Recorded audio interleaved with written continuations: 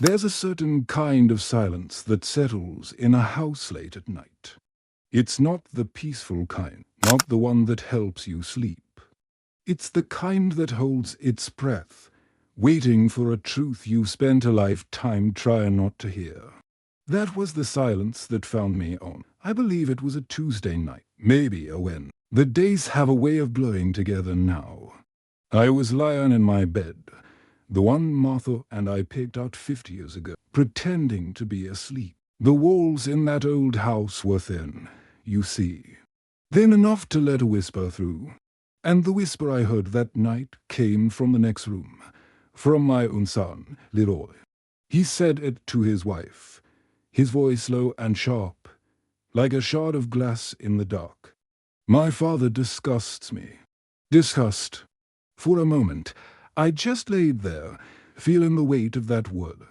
It was heavier than any bag of cement I'd ever hauled, colder than any winter morning I'd spent on a construction site since I was 14. I'm Clyde Harlan, 78 years old, and in that single moment, every callus on my hands, every ache in my bones from a life of hard labor seemed to fade away. And all that was left was that one, single hurt. The one I got from the boy I raised, the boy I loved more than my own life. People see an old man like me, shuffling through the grocery store or sitting on a park bench, and they don't see much. They see a relic, a piece of furniture that still breathes. They don't see the foundation of a whole family that these two hands built from dust and sweat. They certainly don't see the crack that ran right through it that night. But a story like this, it wants to be told. It needs a witness. So, if you'll do an old man the honor of listening, I ask you to stay. Subscribe to this channel, they call it, because what happened after that whisper? Well, that's where the real story begins. Before that whisper, before the silence in the house turned sour, there was a time when that place was my whole world. I built it with these two hands, you know. Right on the edge of town, where the fields used to stretch out for miles before they put in that new subdivision. I remember the smell of the pine we used, fresh and sharp in the Arkansas. Martha was still with me then. She'd bring me lemonade in a tall, sweating glass, her hand resting on my back while I worked. She'd say, "Clyde, you're building a fortress," and I was. A fortress against the world's hardships, a place where my children would never know the kind of want I did. Every swing of the hammer felt like a promise I was making to them, a promise for a safe and happy life. Lord, I remember when the kids were little. Leroy, he was a whirlwind of scraped knees and muddy hands. He'd follow me round, trying to lift boards too heavy for him, his face all scrunched up with effort. And little Pearl, her laughter was the prettiest sound in the whole county. She had this one dress. I think it was blue with little white flowers, or maybe the other way round. A man's memory for such things gets a little foggy. But I remember her running through the empty frame of the living room, her voice echoing like a little bell. That house wasn't just wood and nails. It was a container for all that joy. It was the place I brought them home to after we buried their mother. It was where I learned to be to parents instead of one. Where I'd sit at the kitchen table, dead tired, and try to braid Pearl's hair, my clumsy fingers making a mess of it while she giggled. The cracks, when they started, were so small you'd miss them if you weren't looking. It began after Leroy went off to college, the one I paid for with overtime and side job. When he'd come home, the house seemed to shrink round here. He'd bring friends, and I'd hear him talking about his old man in a way that had a little edge, like I was a simple-minded but harmless creature he had to put up with. The easy silence we used to share was replaced by the drone of his television or him talking on the phone in low tones, walking out of the room if I came in. I told myself it was just him growing up, finding his own way. A father is supposed to let his children spread their wings, even if the wind from them feels a little cold. But the real shift, the one that I see so clearly now, happened about 10 years ago. It must have been in the fall.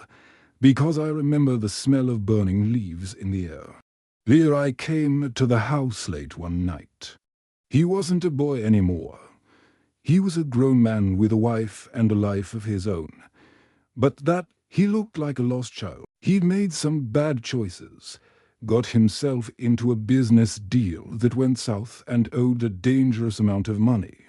He sat at that same kitchen table where I'd braided his sister's hair, and he couldn't even look me in the eye. He just stared at his hands and told me he was ruined. There was no question in my mind what I had to do. I didn't even sleep on it. The next morning, I went to the bank and took out a loan against a piece of land my own father had left me. It was the plot of land down by the river, the one he always said was my inheritance, a piece of the Harlan legacy. I sold it to pay off my son's foolishness. When I told Leroy what I'd done, he hugged me, and the relief washed over him so strong it was like watching a man come up for air after nearly drowning. He said thank you, Dad, over and over. But looking back on it now, there was something missing in his eyes. He saw the money, the solution to his problem. He didn't see the patch of earth that held his grandfather's dreams. He didn't see the piece of my past I had to carve out and give away to secure his future. He just saw a get-out-of-jail-free card. I see that now. I see that he'd been looking at me as a resource, a tool, for a long, long time. And as I stood on the porch that evening, watching his car drive away, I remember feeling a strange kind of emptiness. I didn't have the words for it then, but I know now what it was. It was the first time I realized I was standing in a house I had built, but I wasn't truly home anymore. After I sold that land for little, a strange sort of peace settled over things, but it was a false peace. The kind of quiet that comes before a storm, when the air gets still and heavy. For a year or two, things went on. We had Sunday dinners, we celebrated birthdays. I told myself that my boy had learned his lesson, that he was back on the right path. I let myself believe it because a father wants to believe in his son. It's the most natural thing in the world. But belief is a fragile thing. It can be shattered by something as small as a new sign. Harlan and Sons Construction, that was the name of the business I started from the ground. It wasn't just a name. It was a statement. It was me, and the future I was building for my boy. I'd given him a partnership after he got his degree, taught him everything I knew about the trade, about dealing with folks honorably. The and Sons part was the most important thing to me. One day, a few years back now, I was driving through town, and I passed by the office, and there it was. A brand new sign, all sleek and modern. It didn't say Harlan and Sons anymore. It just said Harlan Corp, just like that. The Sons was gone. My name was still there, like a shell, but the heart of it, the legacy, had been carved out. I pulled my truck over to the side of the road and just stared. The sun was glinting off the new paint, making it hard to look at. I felt hollowed out. I hadn't been asked. I hadn't been told. I was the founder, the man who'd laid the first, and I was made to find out about it like any other stranger driving down Main Street. That evening, I tried to ask Clero about it. He was in the kitchen, getting a glass of water, looking right through me as he often did. I said, "Son, I saw the new sign." He didn't even stop what he was doing. Just shrugged his shoulders. "Yeah, looks good, right? More professional. And Sons is old-fashioned, Dad. We're looking to the future." His wife, Sarah, was there. I remember she was wearing a dark red coat, or maybe it was more of a burgundy. She just gave me this little, tight smile, the kind that says don't make a fuss. He made it sound so reasonable, so logical. Like my feelings were the thing that was out of place, not his action. He was talking about the future, but it felt like he was burying my past. I didn't argue. I just nodded and went out to my workshop in the back, the one place that still felt like mine. And I sat there in the smell of sawdust and old oil, and I thought about his mother. The night before I officially opened the business, Martha and I sat or played talk. She was worried. She knew how tough the world could be. She took my hand and said, "Clyde, promise me you'll always run this place with a good heart. Treat your people right. Make it a family." Harlan and Sons, for her, wasn't about branding. It was about a promise. A promise that it would be a place of integrity. A place that was more than just profits and losses. And sitting there, I realized what Leroy had done. He hadn't just changed a sign. He had broken a promise he never even knew I had made. He had taken this thing we built, this living, breathing legacy, and turned it into just another cold corporation. It was the first time I understood that my son and I weren't just from different generations. We were from different worlds. He saw my life's work as a dusty old thing that needed polishing, while I saw it as the very soul of our family. That night, sitting alone in my workshop, a chill went through me that had nothing to do with the evening air. It was a feeling of dread, a quiet certainty that this was not an ending. This was a beginning, and I had a terrible feeling I knew exactly what they were beginning to do. After the business name change, a new season began, not on the calendar, but in the house. It started subtly. Leroy and his wife, Sarah, started coming over more. At first, I thought, well, this is nice. They're making an effort, but their efforts felt less like a visit and more like an inspection. Sarah would reorganize my kitchen cupboards, saying it was to make things easier for me to find. She'd move Martha's old armchair, the one with the worn spot where my head rests, claiming it would improve the flow of the room. They moved through my life with the quiet confidence of new owners, ranging me and my memories to their liking. Their kindness had sharp edges, the little humiliations cane necks, disguised as concern. They started talking about me as if I wasn't there, right in the same room.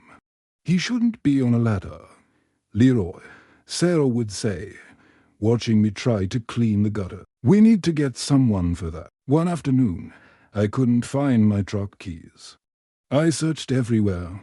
Finally, I asked Leroy, and he pulled them from his own pocket. "I think it's best if I hold on to these for a while, Dad," he said, not unkindly. "Just for safety's sake." My hands, the same hands that had framed this house and a dozen others, were suddenly deemed untrustworthy to hold a simple key. They were chipping away at my independence, piece by piece, turning my home into a polite and comfortable prison where my only job was to sit still and not be a bother. It's funny the things your mind drifts to when you feel helpless. One evening, sitting in that chair they'd moved, I found myself remembering a storm we had back in. It must have been the late 80s, or maybe early 90s. The years get tangled. A tornado had touched down a few towns over, and the winds we got were something fierce. I remember Leroy was just a boy, maybe 10 years old, his face pale with fear. The lights were out, and the wind was howling like a freight train was about to come through the wall. I spent the whole night out in it. I boarded up a window that shattered, and I used my own truck and a chain to pull a big oak limb off the roof before it could do real damage. I wasn't afraid. I was a father, a husband's memory, protecting my home. I was strong, and sitting there, in the quiet of my rearranged living room, the memory of that strength felt like a ghost, marking the feeble old man they were trying to turn me into. The real blow, though, came on a Thursday. I think it was a Thursday, because that's the day the trash gets picked. I was in the hallway, and Leroy was in the study on the phone. He must have thought I was napping. His voice was low, but the door was ajar. The appraisal came in lower than we hoped, he was saying. But the value is in the land, not the structure. The back acreage alone is worth a good bit. My heart went cold. I stood there, frozen, listening to my son discuss the value of my land, the price of my home, with a stranger. A few minutes later, he came out of the room and saw me. He didn't flinch. Just talking about a property for a client, he said, his smile as smooth as glass, and I knew he was lying. The ease of it, the way it slid right off his tongue without a second thought, told me everything. He wasn't just exploring options. He was making plans. He was standing in my hallway, looking at my face, and lying about selling the ground right out from under my feet. That was the moment I understood. This wasn't about my safety or my comfort. They weren't just taking over my house to help me. They were emptying it out. And they were starting with me. I was the old furniture that had to be cleared out before the real demolition could begin. After I heard that phone call, the silence in the house changed. It wasn't just empty space anymore. It was full of the things that weren't being said. It was heavy. It sat on my chest while I tried to sleep. It settled on the dinner table between us, a guest nobody invited. I'd watch Lyra and Sarah talk, their words flowing round me like a river round a stone. They'd discuss their plans, their friends, their day, and I might as well have been one of the paintings on the wall. They had decided I was no longer part of the conversation of life. I was just the scenery. I remember one night, Sarah made a roast, or maybe it was chicken. I couldn't taste it. I was too busy remembering what it felt like to have my words mean something. My mind drifted back to the town's centennial celebration years ago. They'd asked me to say a few words about the town's history, about the changes I'd seen. I stood on a little wooden stage in the town square, and people listened. They nodded. They came up to me after, shaking my hand. "Well said, Clyde," they'd say. My voice had weight then. It could build things. It could hold a piece of history for other people to see. Now, in my own home, my words felt like dust motes, disappearing into the air without ever landing on anything. The pain of it was a dull, constant ache. The worst was when I'd hear Lero on the phone with his sister, my Pearl. I know he loves her, in his way. But I'd hear my name, and the tone would be one of weary patience, of burden. "Dad's getting more stubborn," he'd sigh. "He just doesn't understand how things are now." He was painting a picture of me for her, a portrait of a difficult old man lost in the past. He was isolating me, not just in the house, but from the heart of my own daughter, who lived states away and only heard his side of the story. He was taking my own children from me, one by one, with whispers and sighs. And in that crushing silence, that's when I started thinking about Martha's secret. Our secret, I suppose. It's something I've held onto for over 40 years, a quiet promise I made to her not long after Leroy was born. Martha was a gentle soul, but she could see things other people. She saw a flicker of something in Leroy, even as a boy, a taking for granted nature.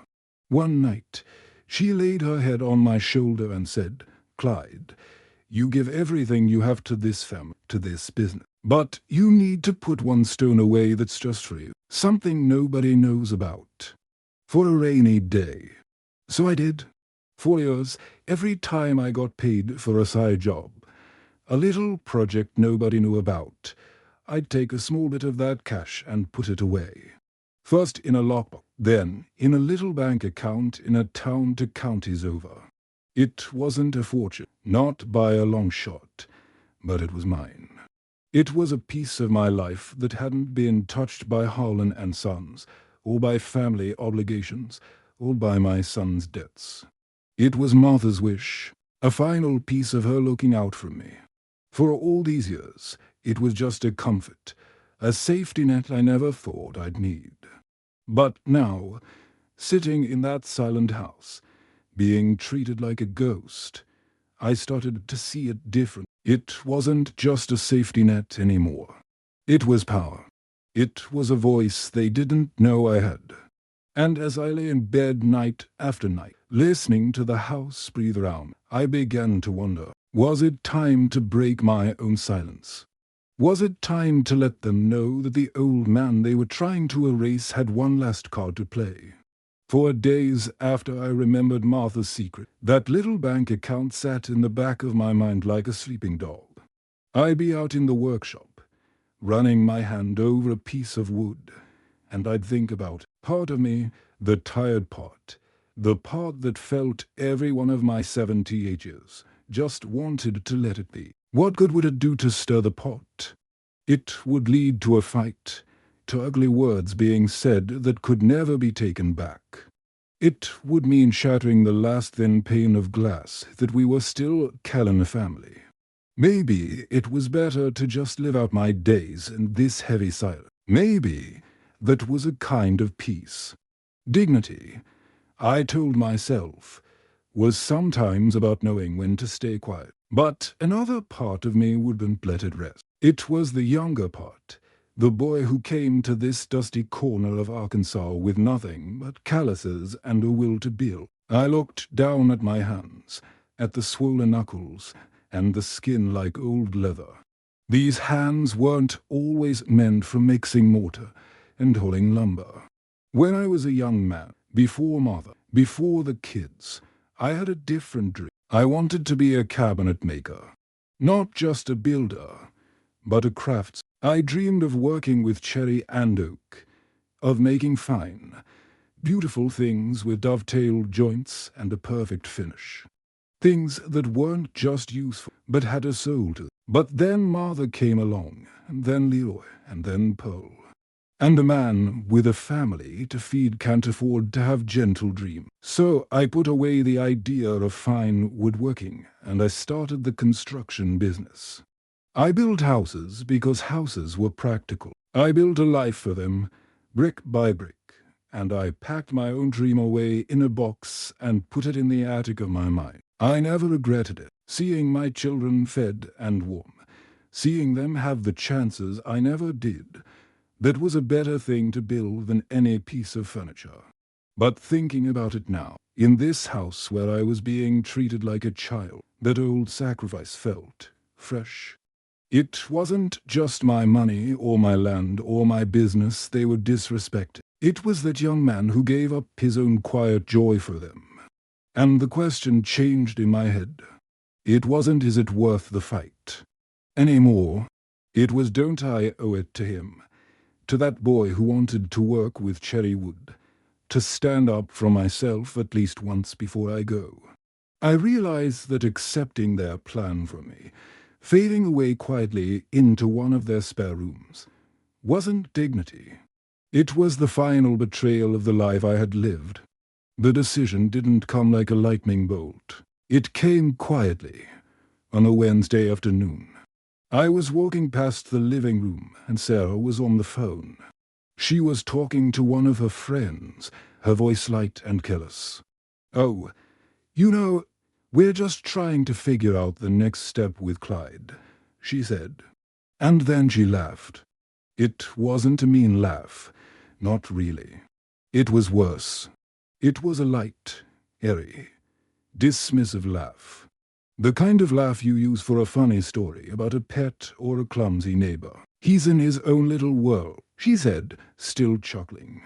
And that was it. It was the laughter that did it.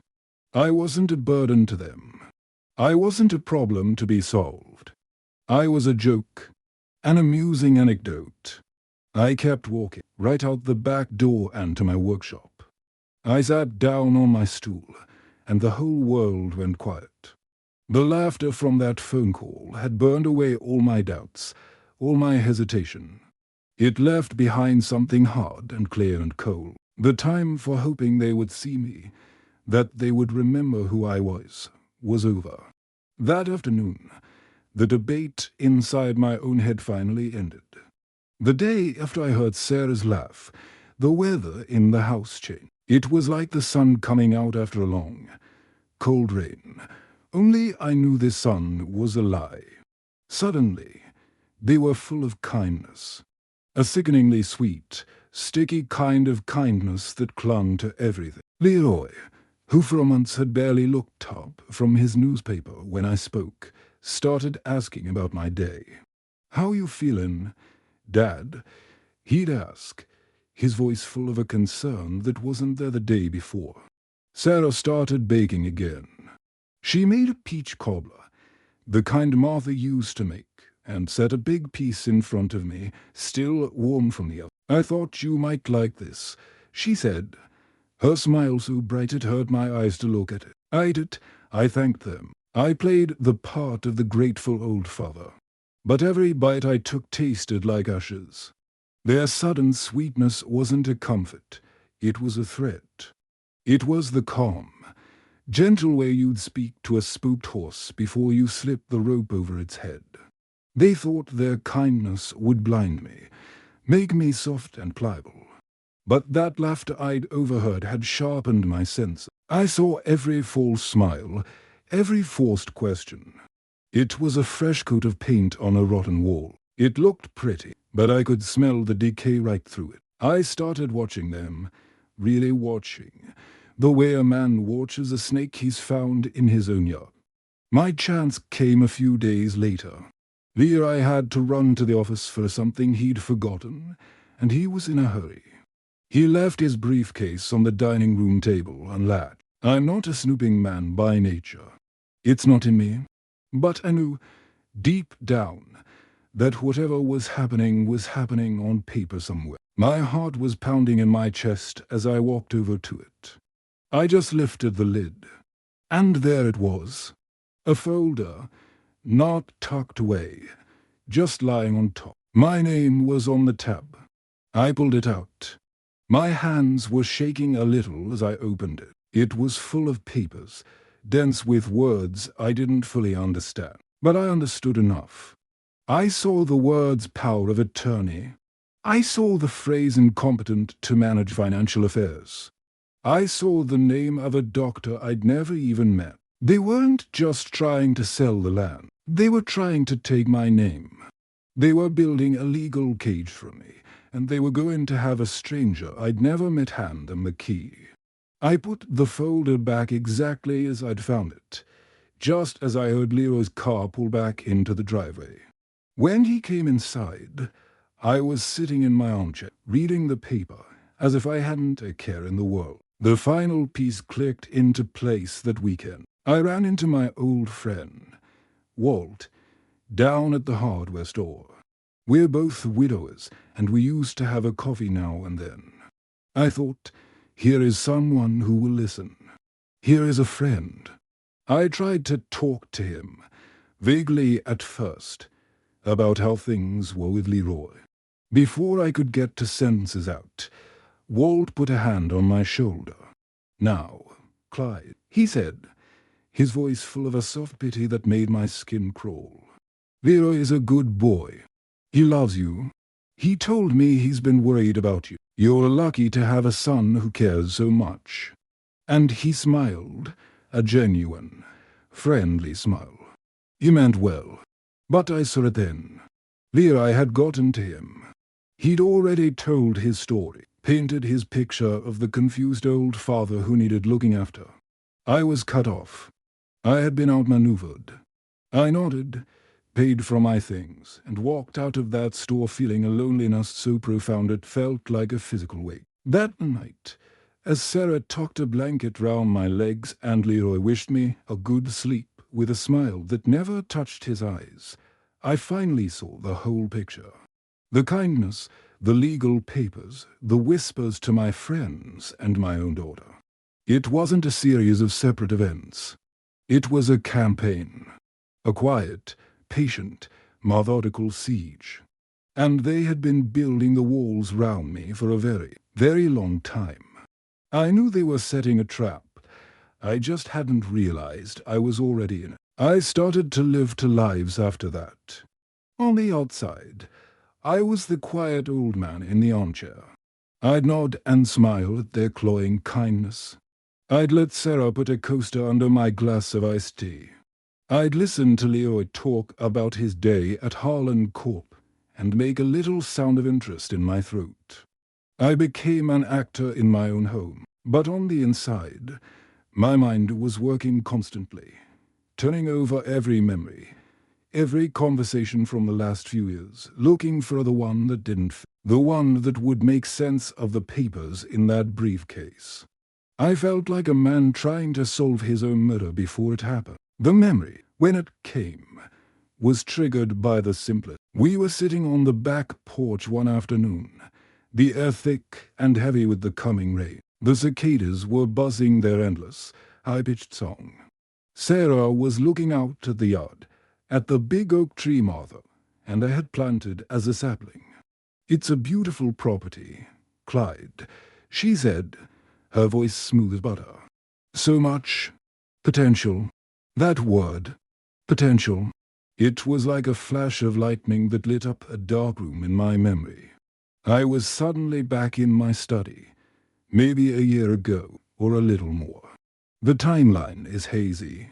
Leroy was out of town. Sarah had been helping me sort through some old tax documents. It had all felt so helpful, so innocent. At one point, she picked up an old photograph of the house, taken right after it was finished.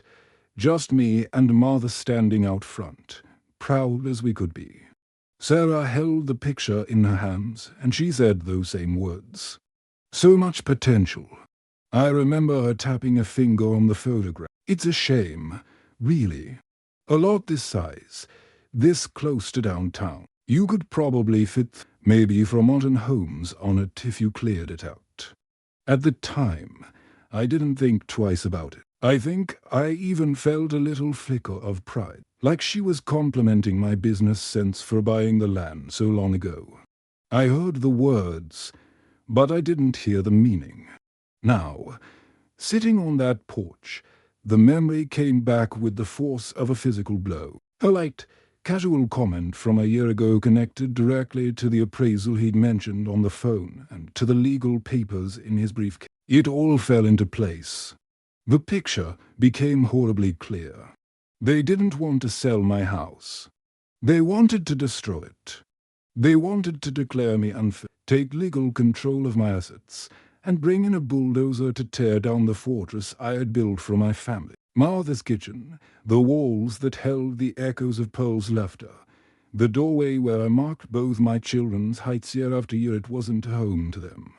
It was an obstacle, an old, outdated structure sitting on a pile of money. My life's work was just in the way of their potential.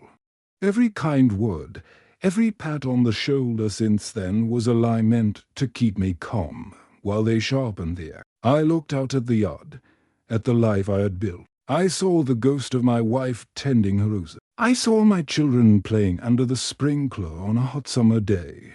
I saw a lifetime, and they saw a construction site. That evening, as the sun went down and cast a long shadow from the roofline I had nailed into place myself, I felt a cold dread, but also a terrifying clarity. This wasn't just about my dignity anymore.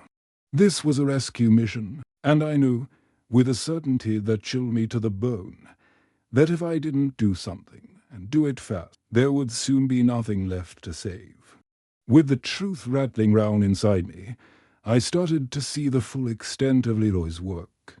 It wasn't just contained within the walls of my house. The poison had seeped out into the town. When I'd go from my walk hall to the grocery store, I felt a change in the air. People I'd known for 50 years, people who'd slapped me on the back at the diner, would now give me a soft, sad little smile. Their eyes were full of pity. I remember Mrs. Gable from down the street, or maybe it was the deacon's wife. Her face is a blur now. She stopped me by the post office, put her hand on my arm, and said, "Clyde, you just let that wonderful boy of yours take care of everything. You've earned your rest." She meant to be kind, but her kindness was proof that I was already buried. Leroy's story, the story of the poor, Confused old father had become the official truth in the town I had helped build. The worst of it came on a Sunday. I still went to church. It was a habit, and it was a place I'd always felt close to Mother.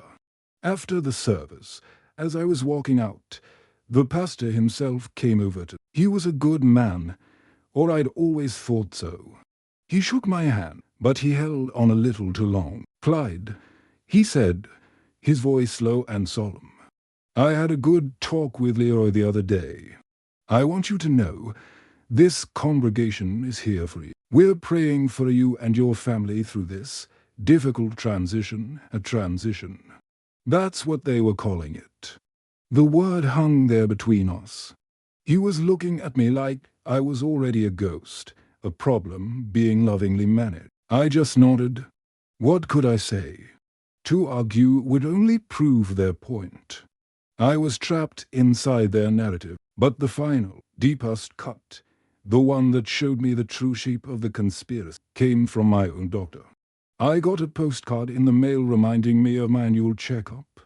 It was strange, because I'd asked Leroy about it a month prior, and he'd waved his hand and said, "It's all taken care of, Dad." I've handled it, on a whim, a little flicker of instinct. I called Dr. Adams' office myself. The nurse put me through to him. "Clyde, good to hear from you," he said. I was a little surprised to get the cancellation, but I understand. I felt my blood run cold. "Cancellation?" I asked. "Dr. Adams, what are you talking about?" There was a pause on the other end of the line. "Well," he said slowly, "Leroy called about a month ago. He said you'd had some memory concerns, and that the family had decided it was best for you to see a neurologist in the city, especially a drive, Miller, I believe. He said he'd be handling all your medical affairs from now on. Dr. Miller, the name from the legal paper, a man I'd never seen, never heard of until I saw his name on a document designed to steal my life. My son had not only lied to me, but he had lied to my doctor, creating a false paper trail, walling me off from the one professional man in town who could vouch for my health and my sanity. It was a perfect, diabolical masterstroke. I hung up the phone. I stood there in my own hallway, the receiver still cold in my hand. He hadn't just built a cage. He had soundproofed it. He had made it so that any scream I made for help would only sound like the ramblings of a confused old man. Who would believe me? The son was so caring, so concerned. The father was so difficult. He had stolen my story, replaced it with a fiction he had written himself. Then he'd convinced the whole world to read it. I walked out onto the front porch and looked down the street at the town I knew. But it wasn't my town anymore. It was a jury that had already delivered its verdict. And I understood then that it doesn't matter if you have the truth, if you're the only one who believes. There was nowhere left to turn. I sat on the edge of my bed for a long time after I got off the phone with Drive.Adam. The sun had gone down, and the house was dark, but I didn't turn on a light. There, in the quiet, I let myself feel the full weight of it all. The cage was finished. The door was locked. They had thought of everything. Every path I could take to prove the truth was a dead, and they had already blocked. For a moment, for a single, terrifying moment, I felt the cold touch of utter despair. This is it, I thought. This is how it ends. I will die in this house, a smiling, polite prisoner, and my own son will be the warden. But then, something else happened. It wasn't a burst of anger, or a wave of sadness. It was a strange and sudden calm. The despair receded, and in its place was a clarity so sharp it was almost painful. I finally saw the game for what it was. I had been trying to figure out how to play by their rules, how to beat them on their own board. But you can't win a game when the other player owns the board, writes the rules, and has paid off the referee. The only way to win is to refuse to play. The only way out was to knock the whole board over, turn around, and quietly walk away. In that instant, the decision was made. The fight was not going to be a shouting match in the living room. It was not going to be a desperate plea from my friends or my daughter to believe me. The fight was going to be silent. It was going to be mine. And I was going to start it right now. I didn't get up right away. I sat there and I thought about Martha. I thought about her telling me to put that one stone away. And I thought about the young man who gave up his dreams of cherrywood to build a life for his family. I owed it to both of them not to just fade away. The next morning, I was the first one up. I made the coffee, just like always. When Leroy and Sarah came down, I smiled my vacant smile. "Mornin'," I'd said. And all the while, I was running the numbers in my head. I remembered every deposit into that secret account, clear as a bell. Funny, I couldn't tell you what I had for lunch yesterday, but I could remember the exact amount of that first deposit I made 40 years ago. After they left for the day, I went into my study and closed the door. My first call was to the bank to counties over. My voice didn't shake. I confirmed the balance of Martha's rainy day fund. It was enough. My second call was to Otis Tucker, the old realtor who'd been selling land in this county since before I laid the first foundation of my house. "Otis," I said, "it's Clyde Harlan. I need to sell my place." There was a long silence on the other end. "Clyde," he said, his voice full of confusion. Is everything all right?" "Everything's fine, Otis," I said, my voice as calm as a summer pond. "I want it done fast, and I want it done quiet. Find me a cash buyer. No signs in the yard, no open house. Just get it done." He knew not to argue. I moved through the following days like a man with a secret purpose. I was a ghost in my own home, but for the first time in a long time, I was the one doing the haunting. I smiled at their condescending kindness. I ate the food they put in front of me, and in the quiet moments when they were out, I was on the phone, ranging my life. They thought my silence was weakness, my compliance was surrender. They never imagined that a man who could stay quiet while his world was falling apart possessed a kind of strength they couldn't possibly understand. They thought they had me perfectly cornered. They were about to find out that they had only managed to corner themselves. The day it all ended was a Tuesday. I remember that much. It was a bright, hot, ordinary day. The sky was a hazy white, and the air was thick enough to drink. Leroy and Sarah left for work, same as always. Sarah reminded me there was leftover chicken in the fridge for my lunch. Leroy clapped me on the shoulder on his way out the door and said, "Take it easy today, Dad." I watched them go, not with anger, not anymore. I just watched them with a kind of quiet finality, like a man watching the last leaves fall from a tree in winter. They had no idea that the world they woke up in that morning was about to cease to exist by sundown. The call from Otis Tucker came round 10 o'clock. "Clyde," he said, his voice stripped of any questions now. "All business. It's done. Buzz ready.